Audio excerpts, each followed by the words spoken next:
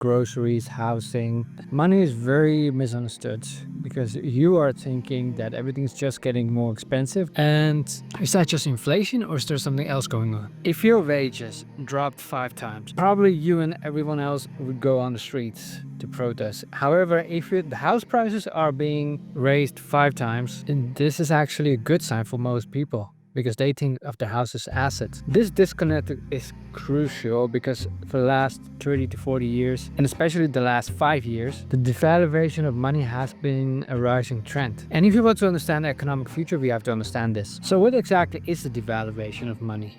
We actually think a dollar is a dollar, a pound is a pound, a euro is a euro. And when groceries go up in price, we blame war, we blame people who just don't want to work, we blame immigrants. But in reality, money is being designed to be extremely volatile and also decrease over time. So when you see volatility, and that is when you can trade money for money, let's say you can trade dollars for the yen and then you can trade that back later for a better price, it already shows that money is made to be volatile. So you can say money has a value that isn't fixed. And if you think about big events like COVID, we also saw a big price increase from the government, and still the money was not really devalued if we just look at each other. If you look at a pound versus euro or euro versus dollar, there was not a major difference. So that actually means the value of money, it has been hidden. So how does it affect you?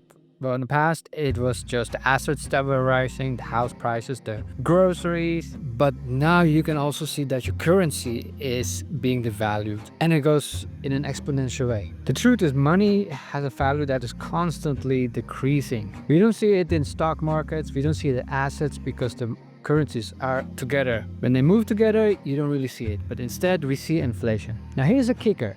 This is made by design. Money has been made by design to loss in value. As a matter of fact, most banks on the world, they aim for a devaluation, so an inflation of 2 and 2.5%, and they call that even healthy. But why? Well, economists argue that it's actually good for economy. Let's say you're a company, you want to pay your employees less. That's not going to happen with a cut in the salary. However, if the inflation goes up more than the salary of the people, you technically cut their salaries. And for corporation, that's a good deal. But in economic terms, inflation is just groceries and services.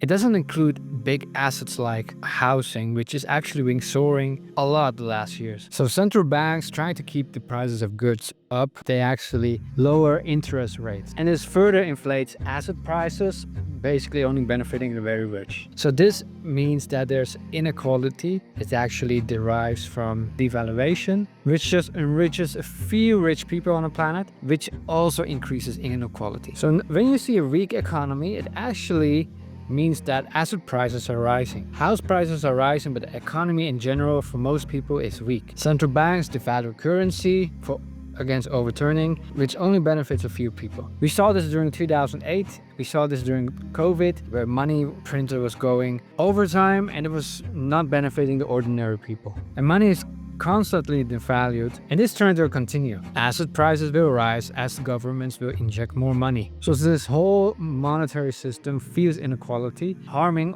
ordinary families and collapsing social mobility. So when you see rising house prices, it's actually a symptom of falling wages. Devaluation is used to raise asset prices, which is less politically volatile than directly cutting wages. And the root problem is wealth inequality, not the devaluation itself. Devaluation is quite a necessary response to inequality. And honestly, without it, economic crisis would be even worse. So the core issue is inequality. So what can we do? We need to address inequality. We need policies that distribute wealth and not just grifters on the top. Otherwise, the cycle will continue. Ordinary people will just become way poorer than they are, and the grifters these days, they will become more richer than they are. And this isn't just about economics or some course that you buy on the internet or a house that you cannot buy. This is about the whole future of every society. So if you understand these hidden mechanisms, then you're already on your way to create a fairer world. Now, two things are in shape. Politics that actually causes devaluation, and the mortgages